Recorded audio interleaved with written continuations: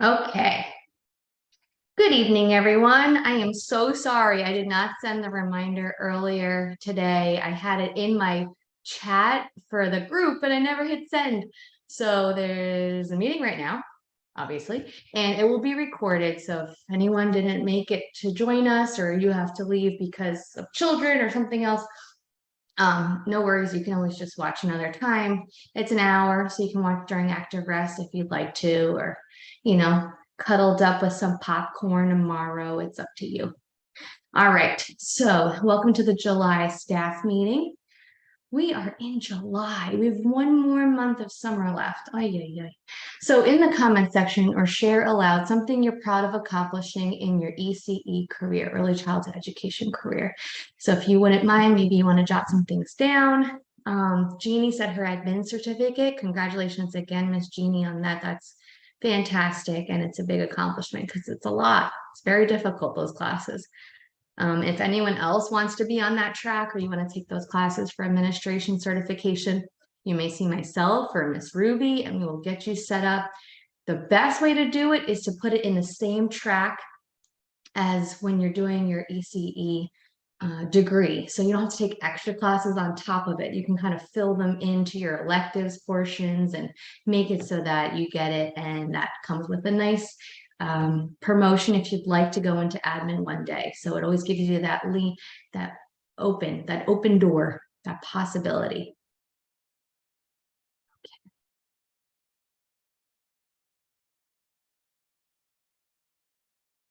So let's get going. If you want to keep typing, that's perfect. If you don't, that's okay. Oh, Amy said, renewing my elementary ed license and having my provisional birth through K license. If you are an NC pre-K teacher, there's at least 2 years of very strenuous work involved, a lot of paperwork, a lot of coursework, and making sure that all this stuff is done so that your mentor can observe you and then approve you to get your professional certificate. Okay, super staff member of the month of June. Ready? This person is a dedicated educator who has gone above and beyond for all students. This person's thoughtful in her instruction and how she supports each child. She communicates with parents regularly in order to maintain strong and meaningful relationships to best support their child. A team player and always ready to jump into new situations with a professional and respectful mindset. Now it goes for this person especially, but many of you, and it's Miss Amy. So we want to congratulate her for being super staff member of the month of June. And with those school agers, she's gone above and beyond, making sure that they're well taken care of and accommodated. And she's been doing fantastically with that group, as well as her NC pre-K students, who she will have a whole new crew come the end of August. So congratulations. Woohoo! Woohoo! Okay. Welcome to SFQCC and Holly Ridge too, because you never know. Christine M. She is going to be the lead in room 8. She's joining Miss Jeannie right now, learning the ropes, getting to know the students. She'll be trained by Miss Ruby as well. And then I'm sure the rest of her fellow preschool teachers will help guide her and welcome her into the program. So welcome. Miss Sierra, she is going to be a flex teacher for the 2s and possibly some other age groups. But right now, we're focusing on having her work with our 2-year-old students, and she's doing a fantastic job. So welcome. And Miss Bessie, she is going to be a flex teacher for preschool, perhaps some other age groups as well. But right now, we're focusing on getting her trained with those preschool students. So welcome to Miss Bessie. More new hires are starting in the next few weeks, so keep your eyes peeled for those individuals. Ruby and I together have hired, I think, 13 or 14 new staff members, so we're very hopeful. And of course, things happen. People find that this really isn't the field for them after spending some days with 16 2-year-olds. So it just goes to speak volumes about what you do each and every day, where it's not something everyone can do. It is a skill. It is something that you train for. It is something that's innate in you. And that really shows to all of our employees and teachers and staff members who have been with us. And some of you have been with us since pretty much when we opened. and you flourish. So we really appreciate everybody. July's newsletter, it's very similar to June's. However, Ms. Ruby did put in some encouraging literacy for the summer for the students and families. So if they wanted to look into that, they had that ability to do that. The Water Day schedule is also on there. We highlighted teacher accomplishments of June. Ms. Ruby spoke about Ms. Nicole, who was able to get her EEC certificate. So congratulations to her. Water Day checklist is very important for our families, making sure that everything's labeled, it's in a bag, and they come with towels, which I forgot for my kit today. So, you know, they just got to air dry if they don't have towels, because I think we have 2 extras somewhere. That's about it. Let's see, I think that's about it. And then new hires and reminders for everyone else. I do this every time. So please make sure you are following what we are expecting, and then you can model it for all of our new employees and they know exactly what to expect. We ask that you please do not park in the front row at the front of the main building for Saints for Equality and Holly Ridge. These spots are reserved for student drop off and pickup only. So if you are a parent of a child, you can definitely park there, bring your children to their classrooms, but then we ask that you move your vehicle to a different parking spot so that other families can come drop off or pick up. So there's the parking lot that's next to the second building, which is next to Cancun, and that is all ours. So you can park anywhere in that lot near Cancun, away from Cancun, in the very back spots. And then I park in the middle between the breakfast house and Cancun and our other second building, but at your own risk. So they might get me one day. Clock in at most 5 minutes before your shift starts. When Joy says payroll, and I did it while she was gone and I saw what she meant, is that if you clock in 10 minutes before your shift, and then maybe you clock in 5 minutes before your lunch actually ends, which is fine, 5 minutes is what we're asking for, it starts to accumulate and it looks like you worked an hour overtime. So then I'm saying to myself, well, we didn't ask that person to work overtime, so let me check. If it's at the end of the day and you did have to close your room, or if you had to do something else that took more time, then we'll give that time to you. But if it's because you're clocking in early for your shift, but you weren't needed, or you only took a 45-minute lunch, then we're going to make sure it's the 40 hours because that's what you were asked to work. So just make sure that you're very cognizant of the 5 minutes. And I know sometimes it's a pain in the hiney because you're like standing there waiting, but it definitely makes payroll a lot more straightforward for whoever's doing payroll. If you are a new hire or anybody, don't be afraid to ask questions. Let us know, let admin know when you have a question. Be honest about things that are happening around you, with you, so that we can be supportive, because if we don't know, we can't help. Joyce says that all the time. And if we don't know there's a problem, we can't support you. If you're a flex teacher, because you've joined us and we want you to get to know the schools, ask the teachers what you can do, jump in, get your hands dirty.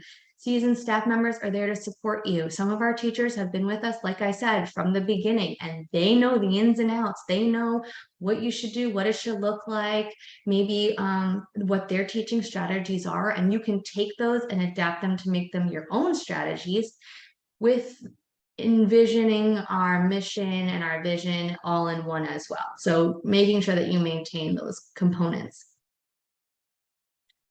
Reminders, lesson plans should be hanging and posted before Monday morning. So Fridays, before you leave, if you're a leader or co-teacher, please make sure your classroom lesson plan is hanging up. We know Ms. Kim Sherry likes to pop in on Monday mornings. So please make sure that your lesson plans are posted. If they're signed off by an administrator, even better, because that means that we looked at them and they have everything that they need. Supply list should be to Brittany by Wednesday, the week before.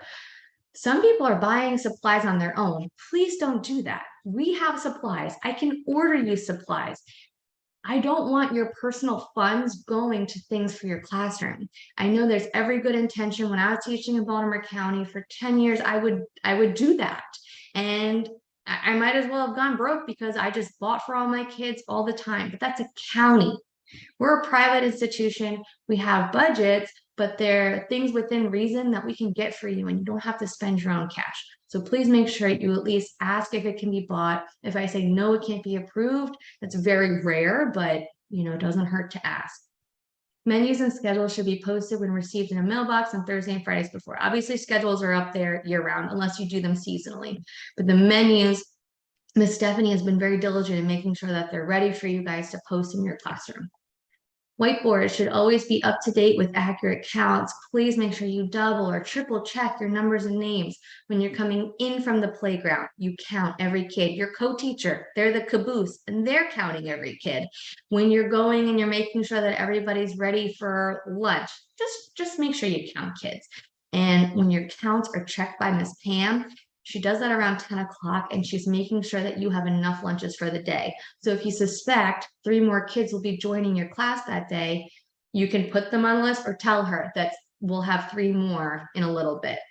What Miss Pam's been doing for classrooms that may be fluctuating and we have to max them out sometimes, she'll just bring you the max amount of lunches. But the biggest deal are the specialty lunches and milks.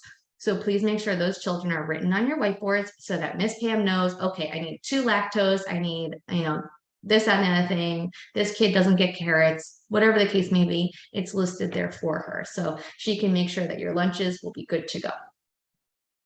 Supervision means staying in your room. Many of you have been better about this, so I greatly appreciate it. But I want to reiterate, don't hang halfway out your room, checking out that front door down the hallway, talking to Susie B down the hall about what you need. If you need something, call admin on the radio. Your supervision is in the classroom. So if you are so enticed to look out that door, shut the door. Don't even give yourself the opportunity. When a student comes in and you greet them and you welcome them, then you go and get up, write their name on the whiteboard. But then that's all that should be happening at the door. If you want to greet a child at the door, that's fantastic. Greet their parent, ask them how their evening was. Those are all wonderful things that we would love to see. But making sure that your body and your focus are on the children in your room, because that's where supervision is most important. We ask that you treat everyone with respect and kindness. I know some people get frustrated, they get overwhelmed, and everyone expresses it in different ways. I know I do. I know I have to be very cognizant about how I handle things and what my face looks like, because I was a teacher in Baltimore County and we were in a staff meeting. Someone looked at my face, they knew what I was thinking, and I had to look down like this most of the time. But I'm asking that you are professional and respectful. And if you are going through a tough time, if you need some support, come speak with us. If you're comfortable with not me, but you're comfortable with Joyce, you're comfortable with Ruby, you're comfortable with Miss Michelle, somebody in admin at Needs for Equality, or if you're comfortable with Marby or myself at Holly Ridge, doesn't matter, but making sure that you're heard so that you're not in a constant state of frustration. Because if we don't know, like Joyce says, we can't help you. And it shows and it transfers to the students, and then your interactions with people around you and the students can be felt that you are going through something. And if you don't want to share the details, that's fine. But letting us know, I'm going through a tough time, or I had a rough morning, I apologize. And any interactions you have from then on out, at least we're understanding that there's something behind it, and not that you're out to get me. You don't like me, and that's a shame because I like you. So making sure that you can just speak to somebody about it. And if it becomes more serious or you really want some strong support, I have that phone number where you can dial and get therapy support. So it's a whole third party. They introduced it to us when we had our teacher work day back when. And it's pretty much a hotline, and you call the hotline, they give you free support, and then they assign you to a caseworker. So that person is all about you. And that might be something that some people are interested in. If it's short-term or long-term, whatever the case may be, at least you know there's an avenue to go down for that, where you don't have to really use your insurance and worry about all of that. Please make sure your purses and phones are locked up in that closet. We do not want to see purses hanging out on a shelf. We don't know what's in that purse, and we shouldn't know what's in that purse. If a child's going in there and finding you know what, we're in trouble. So please make sure they stay locked in the closet. Another thing to keep in mind is if things are locked in the closet, state when they come to do their check-ins with us, they don't open the closet because it is a privately locked space. That means that if you have your purse in there, obviously that's private to you. But if it's out on the shelf, accessible to children, that's immediately a violation. If you have a drink that's not for children, which I mean, we only serve water, juice, and milk, it needs to be up high, 5 feet and above. So even if you have a beautiful, cool little koozie, or you have one of those, I think they're Stanley cups that are super fancy, please make sure if it's down low, it's just water. If you're putting something else in there, Coke, coffee, whatever, it goes up high. Please make sure you do that, because if it's down low, you never know someone's going to take a sip. Also, it's a violation to have that down there if it's not water. Reimbursements must be approved prior. This goes for when you're buying stuff for your classroom, but don't assume that I will approve it. Please don't assume. If you put it down on your supply list, Brittany will show me a picture of what you requested, and then I will get back to her, or I will get back to you about what we can do with it. We might already have items that you want for your classroom hidden in storage, hidden in the supply closet. So it's always worth it to just ask, and most likely I will be able to get it for you and be able to save you the cashola, because I might not be able to buy it at that moment, and maybe we already have it. So that saves everybody some moolah in the end. Some reminders, we've been using our listening ears because it's almost time for staff evaluations, and we've been noticing that we just want to address a few of these things. We would love it and making sure that you are consciously using positive reinforcement whenever possible. You want to catch them being awesome, because when you catch a kid being awesome, everybody else looks and they'll start mimicking that awesomeness. It's crazy. You say, oh, I just love how little Shannon is picking up those blocks. She's doing it all by herself. Oh, look, little Jimmy, he's gonna start picking them up too. Way to go, guys. You're picking up as a team. And then everybody starts picking things up. We can say, thank you to blank for cleaning up the cars and blocks. Such a great friend you are to your classmates. Look at how blank pushed their chair in when they were asked to line up. That keeps everyone from tripping. So you're thanking them about what they did, and then you're giving the reasoning behind why they did it in your own head. I mean, they could have just pushed it in because they're robotically pushing it in, but it does save everyone from tripping or from stubbing my toe when I walk by your chair. The big thing is refrain from the don't do that, or no, sir, or the that's not teaching them anything. It's just saying things to get them to stop, but they're not going to learn what to do instead. So we want to make sure that we address the behavior, and then we get on their level. So you might have to kneel down a little bit and get on their eye level, and making sure that you have some kind of physical contact. I like to hold their 2 hands in my hands, or one hand, and they will instinctively look at you. So you'll get that eye contact. So when you're saying things to them, you know it might be received, hopefully received by them, and you can go through it with them and talk to them about what they did and why it might be harmful to others and what we should do instead. So state what you want to see, what you expect, or the rule of the classroom. We use walking feet. Why? Because if we run, then we might trip and get a big boo-boo on our head. Repeat it in an even tone and with more detail. So if they're still not getting it, you might want to add some more in there. So-and-so, please pick up the cars. They're not really receiving what you got, even though you're asking what you want them to do. So be more explicit. Please pick up the cars from Block Center and put them in the car bin. Maybe that'll be more receptive then. You can even add on to get a buddy in there, someone who you know is a good cleaner, so that that other individual will join in because of their peer influence. So blank, can you please help so-and-so put the cars from Block Center back in the car bin? They're having trouble doing it on their own. That would be so nice if you help them. And then typically they will come in and help because they're your good cleaners. And we all know who those good cleaners are. A student or teacher can model, then the student in question can practice. Having them practice is fantastic so that they're getting in the routine of it. They can do it with the buddy or with you. This is how we put the cars in the bin. We pick up one at a time, and we can sing a song while we do it. So-and-so is helping us do it. And look how fast we did it because we worked as a team. Notice the triggers before something happens.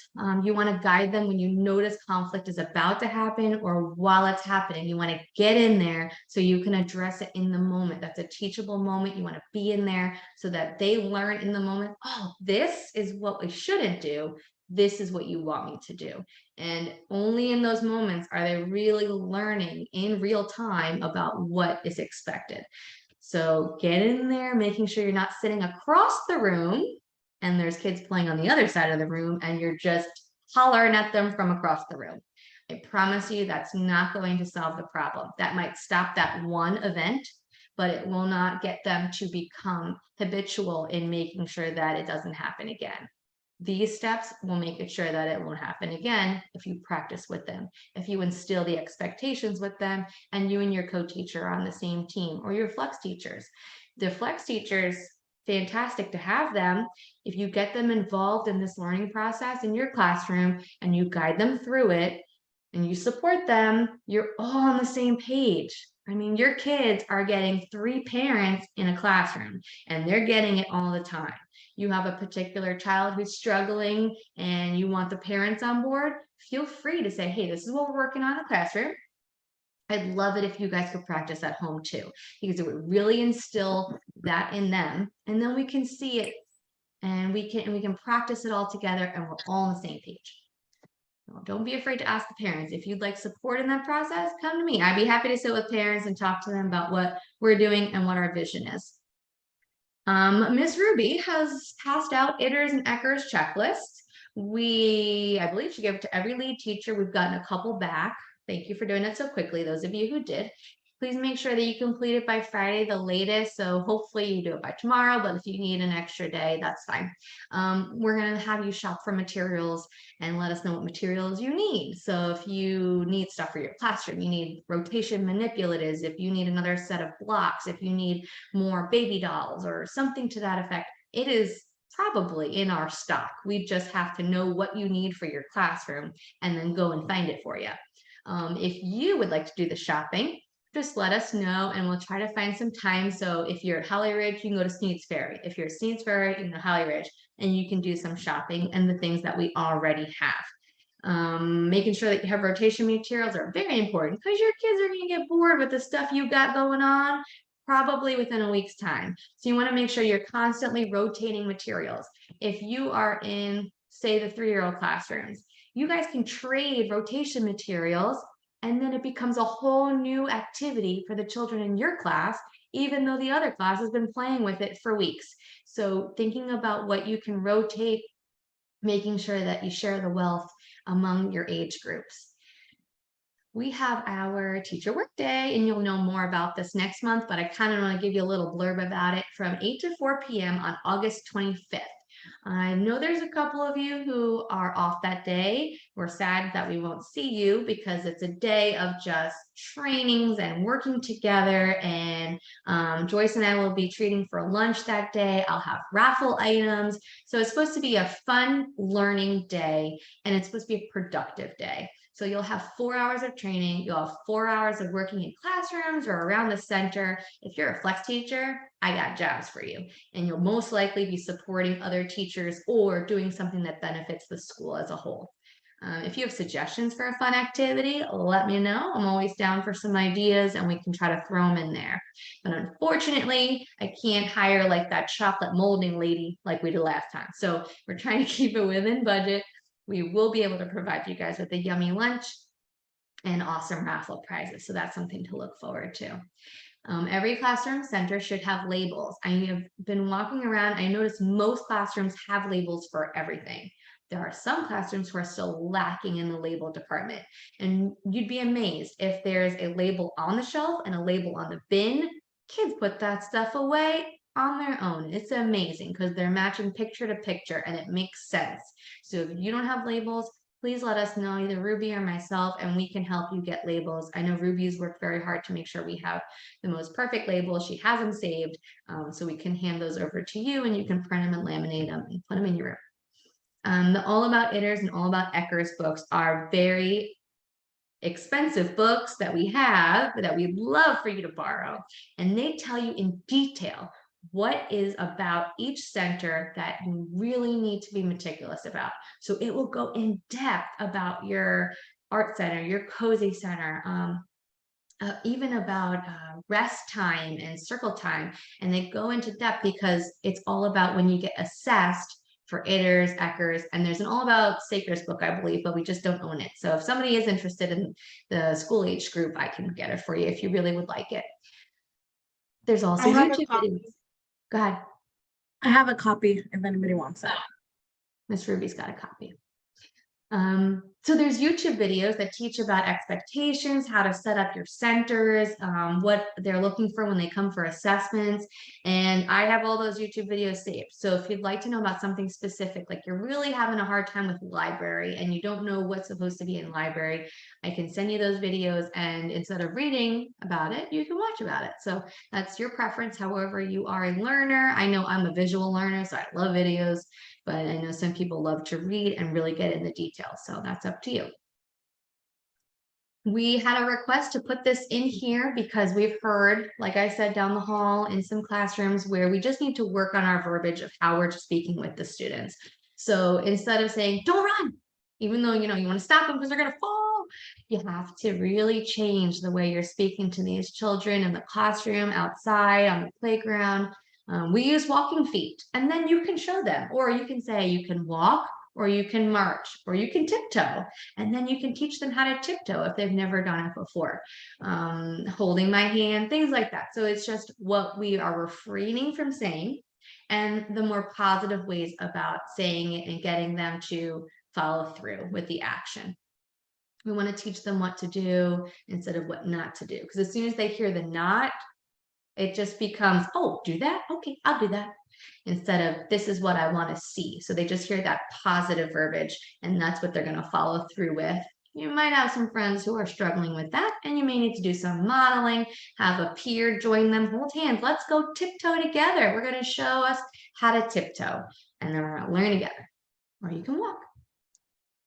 Redirecting behavior. This is a video that I wanted to show you, but I'm going to keep going because we got a lot of stuff in this meeting, but it's here and it's very valuable. So if you have individuals who you want to address the behavior before it escalates verbally, physically with a cue or a proximal attention. So you want to get close to them, like I was saying. You might have a cue in your classroom where you sing, see you later, and they say alligator, and then you get their attention right before something crazy is going to happen, and then you can address the issue then. But this is a video that I think is very worthwhile to watch, and I can come back to it in a little bit, but I just wanted to see if I can get everything else in first. Okay, these are what I was talking about. The videos for ECERS is here, and this goes all about block center. It tells you how many you should have of each, what a substantial structure means, how you should label everything, making sure that everything's in good condition. If you see chipped paint, if you see broken things, please let us know on your ECERS checklist or your ITERs checklist, and that way we can make sure that we're addressing it, because we always want to make sure that we're ITERs and ECERS ready. All right. And this talks about process versus product art. So some people are confused about the difference. We really want to see process art. We want to see the thought process behind it for students. You tell them, hey, we're going to make our own version of a dolphin today. You read books about dolphins and their habitats. They learn all about dolphins. And then you ask them to create a dolphin swimming in the ocean. There's not you drawing a stencil of it. There's no more direction than what the goal is. And then you put all the materials on the table and they go for it. So if you just want paints that day, that's fine. You put paints on the table and they paint their version of a dolphin in the water swimming. Then you can write down with a Sharpie what they're dictating to you about what their dolphin's doing, why their dolphin's purple, just writing down little things about their dolphin. And it just is so amazing to see. I know I walked into Miss Jeannie's room and she had her artwork on the wall and she had dictation written. So I could hear the kids telling her the meaning behind their artwork. And it was just that much more special than just seeing, this weird blob and everyone's making dolphins and this kid made a blob. Well, that's a dolphin going super fast, and that's why it looks like that. So you would never know that unless they dictated that to you. 3D art is fantastic. The materials are tough to come by. So if you want to use paper towel rolls, you can put on the messenger, hey, save me some paper towel rolls. We're making 3D art, and you can start snipping them in half. And that way, instead of using toilet paper rolls, because that's real nasty, don't do that. We'll have paper towel rolls, we'll cut it in half, and they can make their cool structures. We got pipe cleaners, which I know they don't call pipe cleaners anymore, but whatever it's called. And then tons of things. I mean, we have everything. And if we don't have it, you just let me know and we will get it for you. This 3D art is awesome. You can hang the 3D art from the windowsills. You can put it up on display somewhere, and it's just fantastic. And it's something that it can use recycled materials, which is cool. Oh, and don't put dates on your artwork. That's a little trick for ECERS and ITERs artwork, because when they do come to assess, which isn't anytime soon, but just for you to keep in your back of your mind, they won't know when you did dolphins, but it's up there and it's exactly what they're looking for. So leaving the date off or putting it on the back of the artwork is something that maybe you should get in the habit of, so that it's not like, oh, the month's over and you still have this up on the wall. It was done 3 months ago. No one's going to worry about that because they don't see the dates on the paper up front. You can put it right on the back.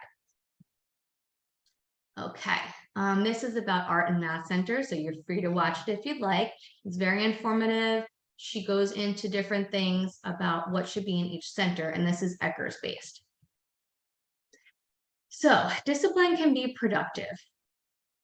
Making sure, and we do say this a lot, but I feel like it needs to be repeated, that you have yourself take a deep breath, because if you're not ready, the kid's not ready. You need to be able to bring yourself down, because they just brought you up here from whatever they were doing, and you're high strung, you're ready to let loose because they've been poking your buttons all day. They've been pushing those buttons left and right.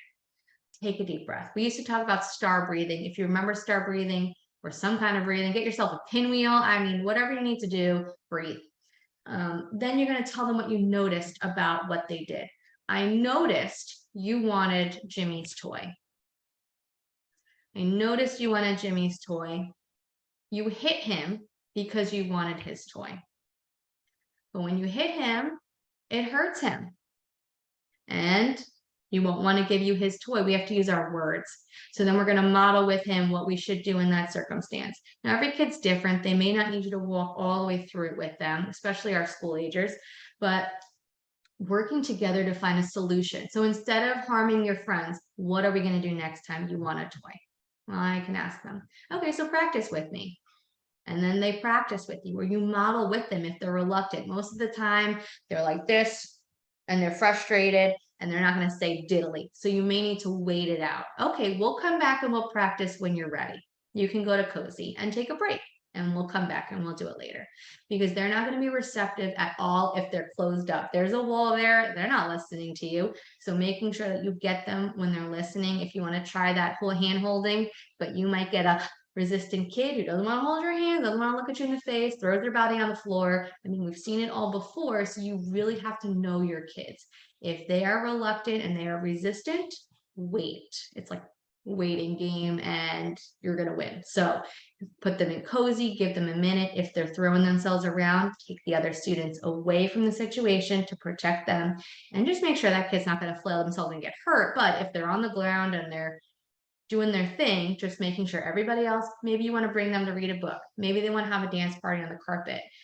That might entice the other child to snap out of it. And then you can approach them with the solution and what to do next time before they can join their friends at the dance party. So, I mean, you know your kids. If you want more suggestions, we're always willing to help and support you.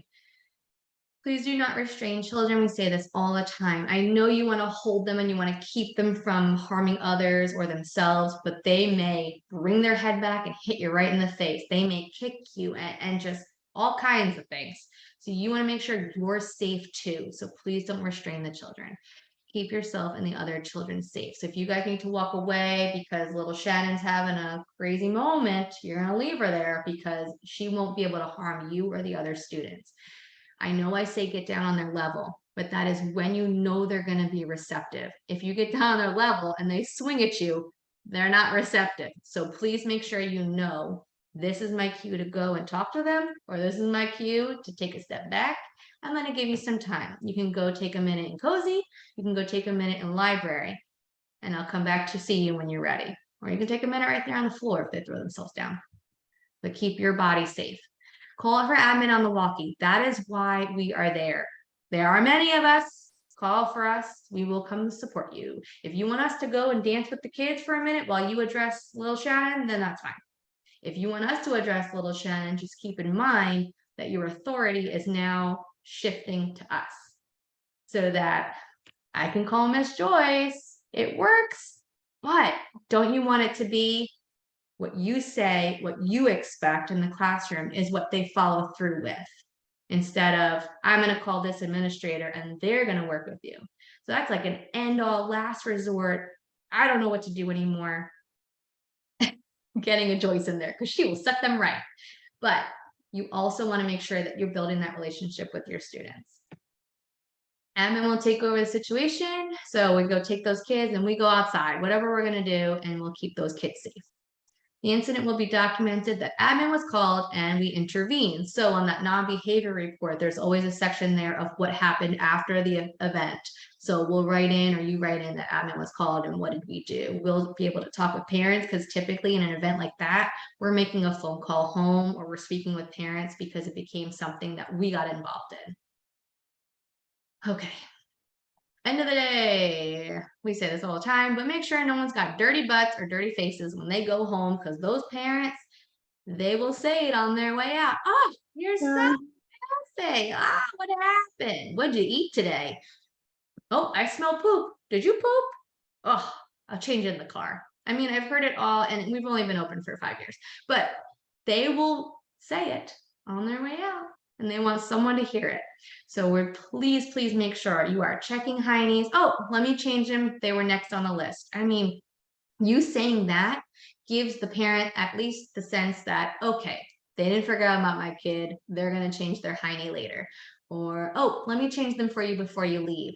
Let me wipe your face. Oh, I just wiped it like 10 minutes ago. They don't know, but you got to say it and you got to wipe it. Okay.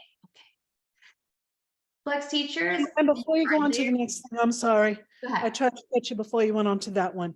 Getting back real fast to the kids with behaviors that we're, trying to get under control. I just want to bring to everyone's attention, because there are a few kids in a few of the classrooms that are more aggressive than others. And although we have said it to one or two of the teachers or a few of the teachers, we need to start addressing it a little bit more than we have been in the past. Kids that are just punching another child in the face, or that type of behavior, we need to deal with it on a more consistent basis by sending that child home and starting to make it the parent's problem to have to deal with, rather than just signing a piece of paper, because it doesn't mean anything to them. So there are a few children, here and there. I'm not saying every time. If it's a child who doesn't normally do that, or if it's accidental or something like that, but there are a few children that are in the center that have out and out punched children, or purposely are extremely aggressive at times. We are dealing with that a lot stricter than we have in the past. We're changing it on our agreement with the parents, and we want all the teachers to know that, to bring it to the attention of the staff, the administrators, so that we can deal with it rather than just writing up an incident report. Yeah, it's very important that, and these are with families who have not been receptive. So we have tried to meet with them. We have tried to really make sure that they are on our team, but they've been dismissive about what we want to do to support their child. That's the state that we're in now with these children, because when we do get parents and families who are receptive and on board and ready to do anything possible to support their child, of course we're going to work with their kid as long as we can. But the parents who, like Joyce said, sign it, give it back, boys will be boys, or whatever they say. that's not helping the situation because their child is only escalating and someone else is going to get severely injured. So we want to make sure that we prevent that as much as we can, and it might lead to dismissal, which we have a feeling some of these will. Okay. Yeah, so every classroom has a lead who's present until about, or a co who's present until about 4:30. So that means if you have trash that needs to be taken out, diapers that need to be changed, anything that needs to be done before that 4:30 mark, they can help do those things to alleviate the closing. So if you're leaving at 4:30 and you're a lead or a co, take a bag of trash with you to the dumpster, put in the dumpster on your way out. That will definitely save those who are closing. When I was closing while Joyce was gone, I noticed that people were hiding their trash in the bathroom behind the door, but then they would leave and not take it with them. So that left the closing crew to grab all this extra trash from lunch, which should have been grabbed when everyone went out to lunch. But even at the end of the day, when they're leaving, it wasn't grabbed. And the things that needed to be replaced during active rest, say you wanted to stock up, it wasn't done. So we wound up checking to make sure, oh, they're totally out of wipes. And we wouldn't have known that because that's not a typical thing that we stock up on as a closing crew. So just making sure that you are aware of what needs to be done. You guys have a plan as co and lead teachers, and you are able to make sure that your classroom's maintained, because the closing crew, they just have a checklist. Once that checklist is done, that's that for the classroom. So if you have specific things you want done, please make sure that you complete them during rest, or if you have something that needs to be on the checklist that you can't do, then put it on your closing checklist. Okay. This is the closers checklist that we spoke about. There's asterisks if it's an infant and toddler room. So please make sure if you wind up closing one of those rooms, you're looking closely at what needs to be done for those classrooms. But sometimes we'll notice that the cups weren't taken because it's not a typical person who cleans those rooms, but it is on the checklist. So you just have to look at the checklist and see what's going on there. Trash needs to be tossed by everyone. I already said this. And closers, please make sure that you are being helpful and going around and just making sure that checklist that's there, all the rooms are done. Oh, I noticed there's a trash bag left in here. You're going to grab it because the person who closed that room, they might have missed it because they were closing quickly. So being helpful in that sense. Scheduling time off, we always ask for 2 weeks in advance. If you are a teaching team, please try not to be out at the same time. Maybe you can schedule different dates for doctor's appointments instead of the same date, because then that means 2 flex teachers will be in your room who are not familiar with your children like you are. And if you know that you're going to be out, sorry, did someone say? If you know you're, go ahead. All I wanted to touch base is going really briefly back. It's also being kind to your closers,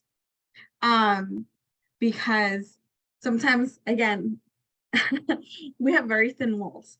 So if something wasn't done right or we missed it, as I'm including myself in it because I do close as well, it's just gently reminding us like, hey, by the way, you missed this again. Or, you know, like, how can we mitigate that from happening again? It's just trying to make sure that we're being kind.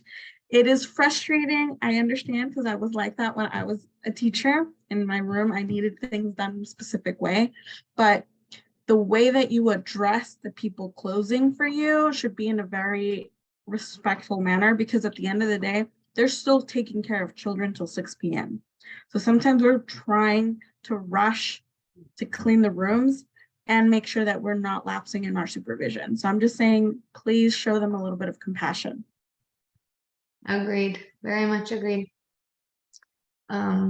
Yeah, so if you have sub-plans and you're a lead teacher, that's very helpful. Even if it's just the materials and a quick jot of what was supposed to be that day, if you have a planned absence, that leaves your students with their routines and expectations without a free-for-all. So in that little bit of extra effort, knowing you're going to be out is extremely helpful. And if you have too many absences, we will start to ask for doctor's notes, and it may lead to write-ups and maybe a dismissal, but we rarely get there.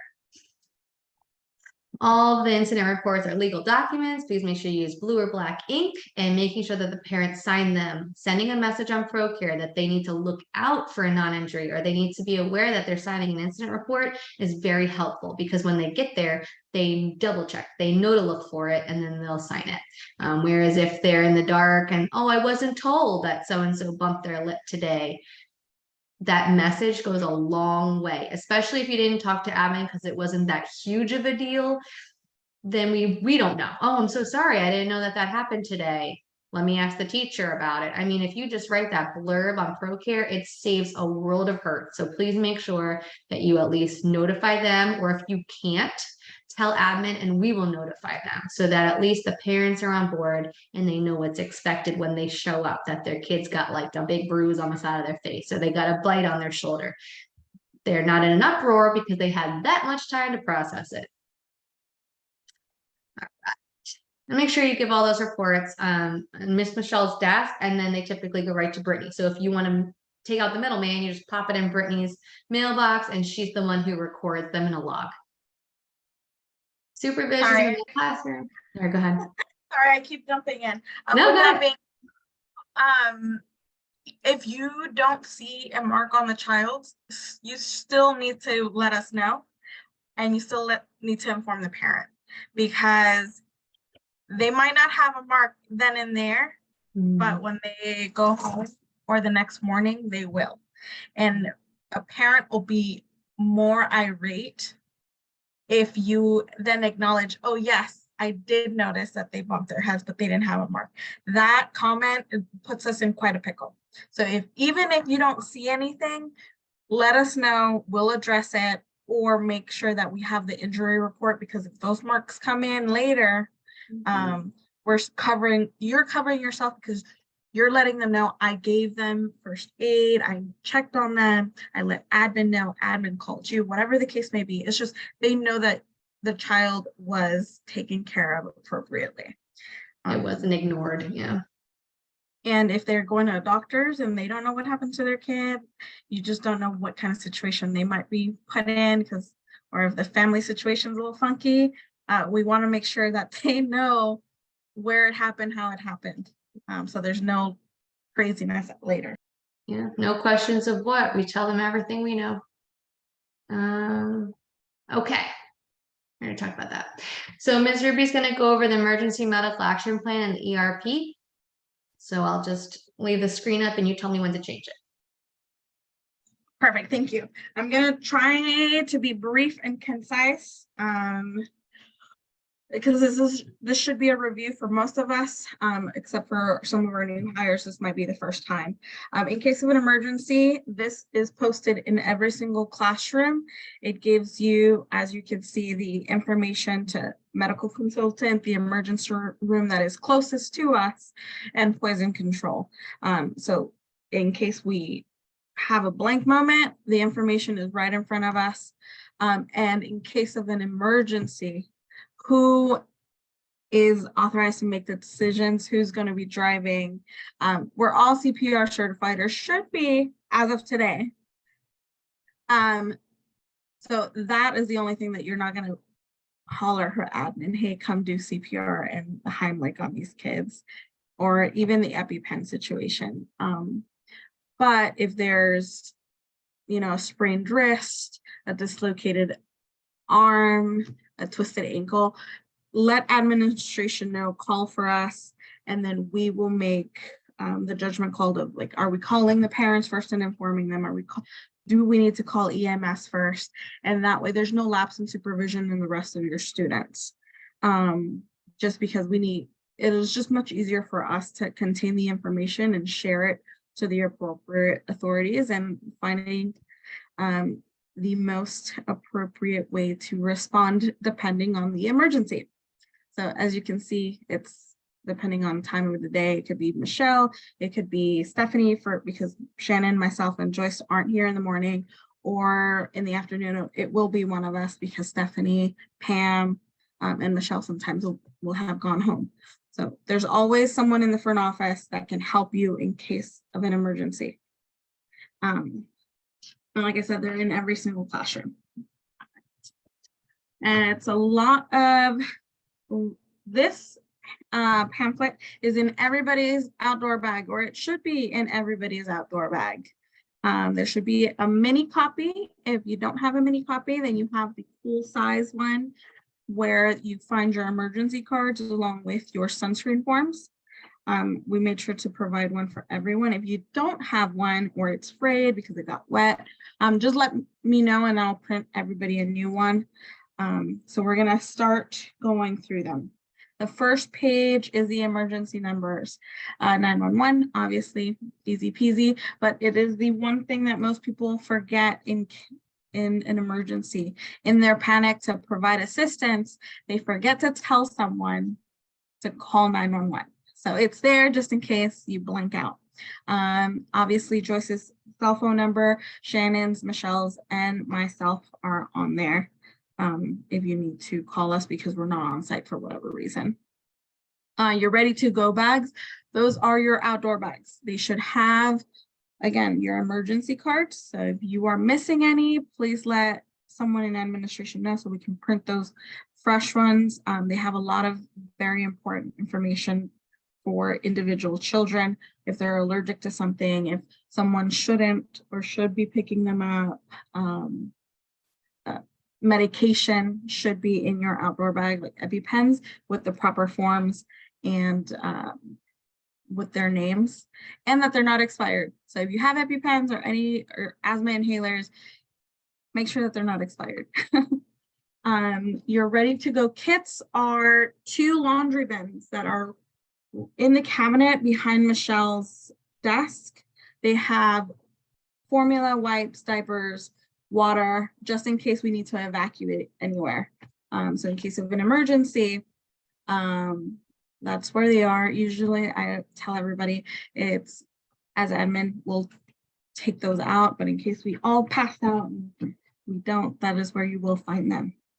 Fire extinguishers, right now room 6 used to have one, but has that one been replaced?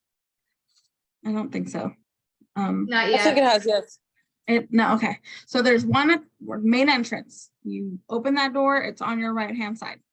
Then if you look straight down next to room 4, right before you go into room 5 and 6 little space, there's the second one. There's one in the kitchen. There's one in the back office, one in Michelle's office, one in the she shed, and there was one in room 6 that needs to be replaced. So there are fire extinguishers for you to use in case. If the fire is bigger than a trash can, please just evacuate. Don't try to be a firefighter. We need to get those babies. It's roughly 200 people in the building trying to put out a fire, and trying to evacuate at the same time might be a little crazy. So let's just make sure we get everybody out safe. The fire alarm is right in front in the main lobby. So if you open that door, right next to the front door. It's not connected to the fire department. So if you pull the fire alarm, you must call 911. No one is coming to save us if we just pull the alarm. We'll know that there's a fire, but nobody else will. So we want to make sure that pull the fire alarm, evacuate everyone safely, and that we call 911. Weather shelter in place, that's in case something crazy is going on. We're very prone to hurricanes, severe weather, tornadoes were a thing maybe a year or so ago. So we want to make sure, like just when we were back in school, we go into the hallway, have the kids sit down, protect their head, close all the doors and stay away from windows. So trying to push further into the building than right in front, because those, you just never know what could cause damage to those front doors. They're made out of glass. Red folder. So if you ever hear someone like, hey, I'm looking for the red folder, that means there's someone in the building or on premise that should not be here or can pose a threat or danger to us. That means you will, if you're indoors, you will barricade yourself in your room, make sure that your exterior door is locked. We haven't had so many issues of people unlocking them, so just keep those doors locked. if you have the, I forget what you call those, the little sponge or little Yes. rubber holds. Oh, the door stopper? Yeah, the door stopper. There you go. I know they'll slow people down, but they will not stop them from slamming their full weight onto that door to get it open. So make sure that you insert it in there to give you enough time to move shelving in front of it. If you can squeeze the babies into the bathroom space, please try, or just keep them away from windows and doors. We want to make sure that we close the curtain so that people cannot see in, so that they just don't know where the students or you are, and make it'll deteriorate their intent of causing harm, hopefully. Ruby, one more thing, when they're, I know you said about locking the back doors, and we don't normally unlock them anymore, but those magnets are in there. So please remember, take your magnet out. Yes. Since we haven't been going outside, you guys have been great about not leaving magnets there, but it's habit and also secure reasons. If one of your babies is being a little feisty or colorful and you left that magnet, they'll push it right open, and that, you know, it's going to pose a different kind of situation. So let's just take the magnets out when you come back inside. Lockdown. No one comes in, no one comes out. Usually that is if there's something else exterior that is not a direct threat to us. They've informed us we have to lock down. It's just, we want to make sure that we are keeping everyone safe, including staff members. Children shouldn't be an issue of wanting to leave, but staff members might, something like, oh, I just need to run to my car really quick. I want to make sure that all of our teachers, administrators, everyone is safe. So if there's a lockdown, you must stay indoors. Regular routines, we just don't go outside. We make sure that the doors are locked, and continue business as usual, even if it is a parent, because we don't know if the parent is the reason that we might be having that lockdown. So making sure that we are safe, and wait for the proper authorities to clear the situation. Shelter in place, all classrooms will proceed into the hallway, kind of like when we do weather in place, and all of the vents and the windows aren't so much of the issue, but like the vents and underneath the door frames, those need to be sealed with plastic bags and tapes. We haven't had that situation, thankfully. All right, so our on-site evacuation. So if we ever need to evacuate for whatever reason, it'll be everybody into the parking lot. I hope we never have to do that. Trying to corral that many students would be quite overwhelming. So we need to make sure. We recently got keys, new lock and keys. We have to make copies for a few more classrooms, but the exterior classroom should have keys to the new locks now. If you have not seen the new key, please let me know so we can get that situated. Our neighborhood evacuation, building 2 comes to building 1. If they need to evacuate their space, we will go to building 2, and hopefully we can all be nice and snuggled like sardines. And it'll be confirmed by administration through the walkie system, which is why it's so important to keep your walkies charged. I know we've had a few issues with walkies lately, so just keep in mind that walkies aren't just for like calling for support with children and bathroom breaks and lunch numbers. In case of an emergency, we need to make sure that you hear what's going on. Out of neighborhood evacuation, we have an agreement with Noah's Ark. Pretty much they would be able to help us provide the care that we need to give our students in case of an emergency.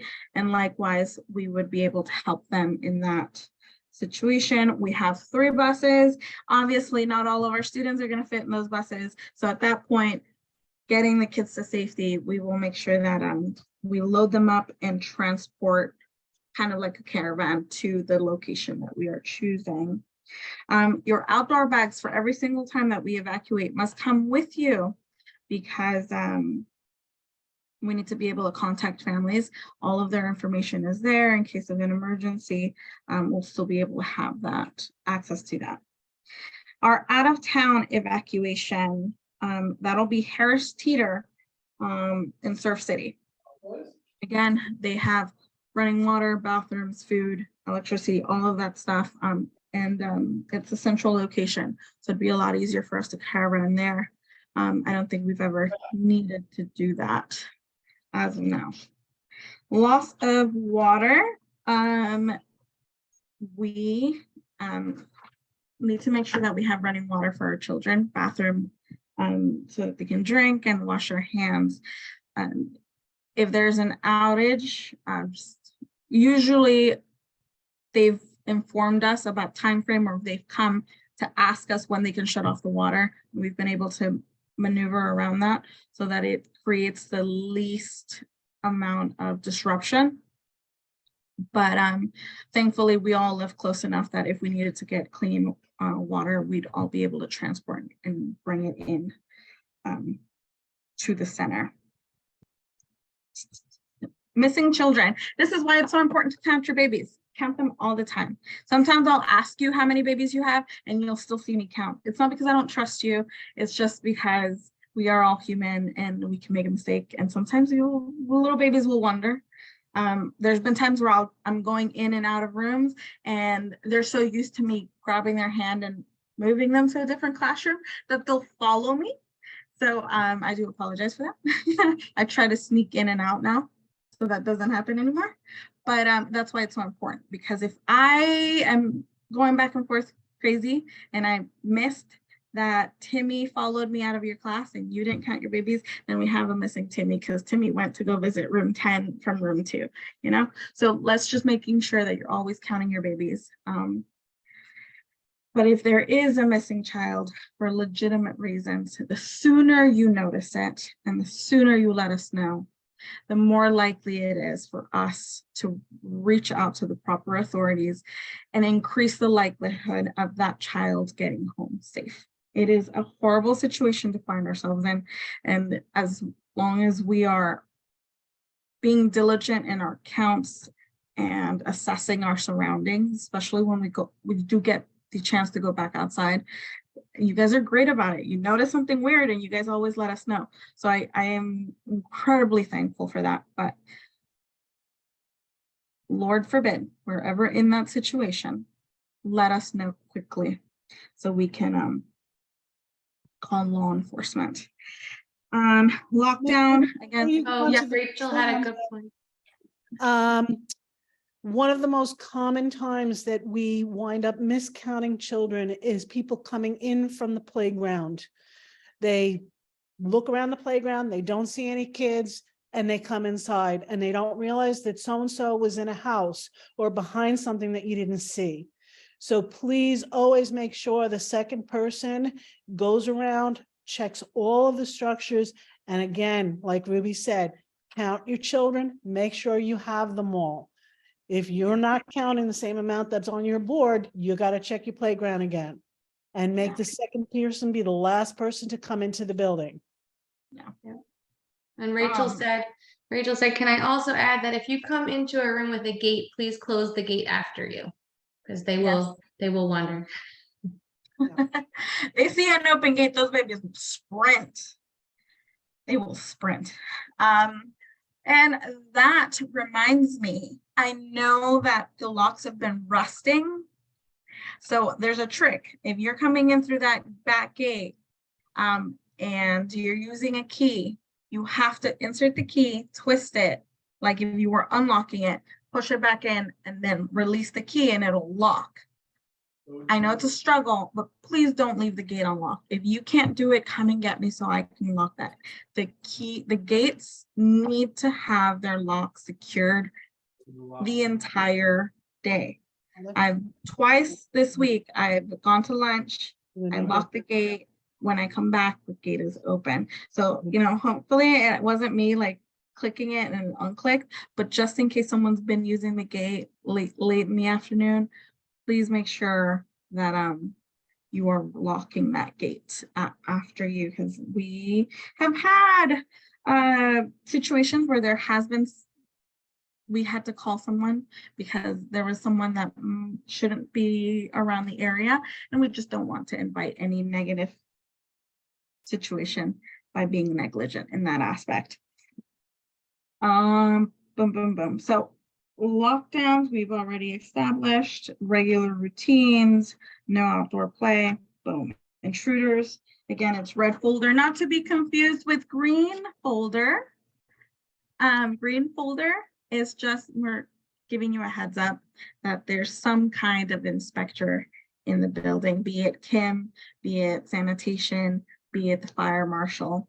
We're just trying to make sure that, you know, you have a little bit of time to get all your kids settled and your classroom squared away. Boom, boom, boom. Never let anyone into the building that you do not know. So best practice, don't open the door if you don't know them.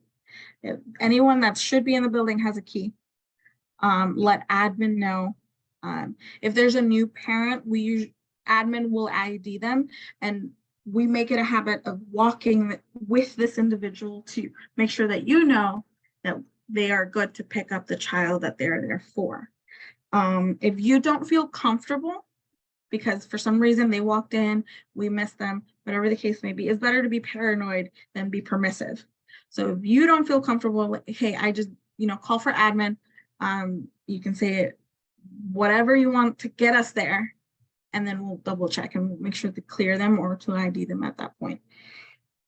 I know it's a very Don't be afraid that the parents will get angry, because 99.9% of them are very, very appreciative that you do it. They will. I don't think I've ever had an incident where somebody's actually gotten angry.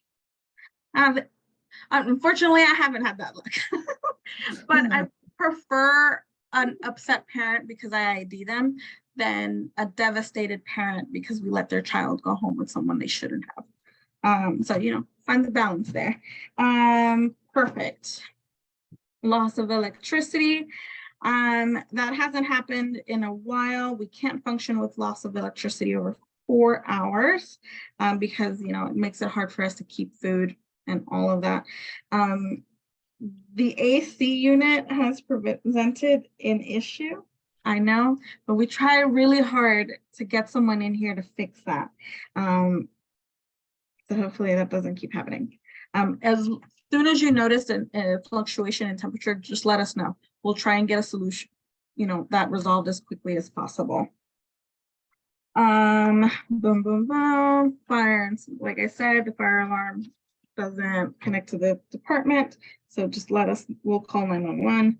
Shelter in place, that's all pretty straightforward. These are just, if you want to read them and go more in detail, we can, but I'm pretty sure I touch bases on anything. If you have any questions, please pull us aside tomorrow and we can give you a little bit more in detail or examples. We can even do little scenarios in your classroom if you would like, just so that we're better prepared. The more we practice, the better our response time will be during the next drills. And that was pretty much it. We did it. All right, I'm going to be very fast. If you want to go more in depth with the benefits portion that I'm about to go over, you can do the PowerPoint, click all the links. I can go over it with you personally, but I wanted to make sure you at least have the resources so you could go on your own and explore what's available. So right now our healthcare window is open. However, we are shopping for new plans because the plan we have right now isn't as good and the price is going way up. It's going up 6% than what it was last year. So I want to shop around and make sure we're getting the best deal and the best package. So if you click this link here, the CU21, this is one of the plans that we offer, and the CU2N is another plan that we offer. I did two ends of the spectrum, one that's very affordable and then one that's like the Rolls Royce of plans. If you really need it, people who have maybe long-term disorders, you want that plan because all those other specialist visits are much less expensive in the copay region, in your prescription region, all that. But if you want the less expensive plan because you're a healthy individual, you really don't need that much crazy stuff going on, the payment every month is low, But if you need a specialist, it's like $50 a visit or $75 a visit. So that jumps up versus what the other plan is. So it's more out of pocket where you want to save money. You have to decide what you want. So on the little chart there, it shows you what we're going from to what they're going to, just so you have an idea of why this increase is something I want to avoid and get a better plan. Sun Life is where our dental and vision come in. So if you want dental and vision or you have dental and vision, the good thing about that, it is not increasing in price and we have the best deal out there. So we're going to keep Sun Life dental and vision. If you don't have it yet, you're welcome to do it and join because the window closes September 1st, I believe. So get on that quickly, whereas United Healthcare, you might have a window open for a little bit longer. The simple IRA, I've had some people in recent times ask about it. It is our retirement benefit that we offer. If you've been with us for 2 years or longer, we do match a certain percentage. This distributions info packet tells you all about it, what the percentage is, how long you've had to vest with us, and the little stipulations that go in there with a simple IRA. Then down here is a link for signing up. It is all you. So you go in, you put in your information. It realizes that you're an employee of ours, and then it'll go from there, ask you what you want to put in every week during paychecks. Just make sure that you know that simple IRAs can only cap at 15,000 something every year. So if you're like a go-getter and you want to put a whole bunch of money in there, you can only max out at 15,000 and change every year.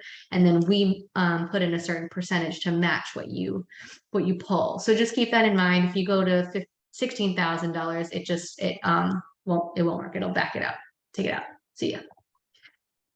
These are things from Chantel that I had last time. I wanted to include it. The teach procedures. Ruby is your girl, but I'd be happy to help you. I used to do it, but she's much better at it than I was. So she's got everything you need. She will guide you and she'll make sure that you are well set up so that you are ready to take classes. The trainings that must get done. We say this all the time. These are live links. A lot of them are on demand. You can click them and take them. Ruby and Joyce had a great idea that we might try to be able to pull people to take their trainings that are those ones that expire every year. So like fire safety, and some people need SIDS, which is in person or it's online where you have to interact with a trainer. So Is that everybody having a problem with the sound, or is it just me? I think It's all of us, I think. Oh, Shannon, it's free. okay. Everybody's frozen. All right, the end. If you can hear me, good night. Question. Here we go. She's back. Hi. That was funny. All right, I closed it out. I was all done. I was just talking about the trainings on demand. I hope it recorded. Have a wonderful evening, everybody. Bye.